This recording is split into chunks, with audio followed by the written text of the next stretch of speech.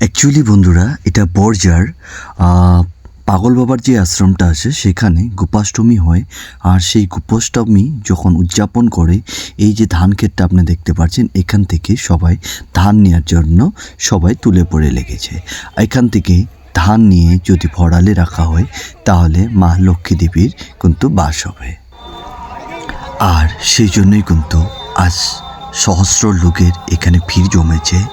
বলার কিছু ছিল না, তাই সবাইকে আজ দেখার জন্য সুযোগ করে দিয়েছি, যেন এই গোপাষ্টমীতে এসে মা লক্ষ্মীর ভরালে এখান থেকে এক মুঠো ধান নিয়ে যেন সবাই রাখে।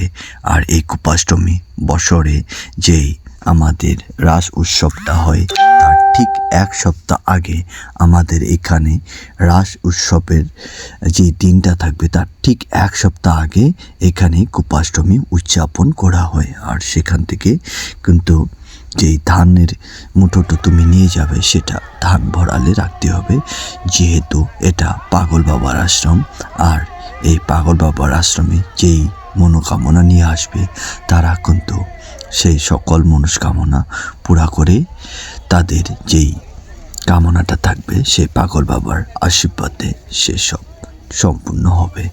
তো এটা আমার প্রথম ভিডিও, হয়তো নেক্সট ভিডিও যদি ভালো লাগে সব রকমেরই ভিডিও দিব। যদি তোমরা একটু সহযোগিতা করো তাহলে সব রকমেরই ভিডিও আমি নেক্সট ভিডিওতে দিয়ে যাব।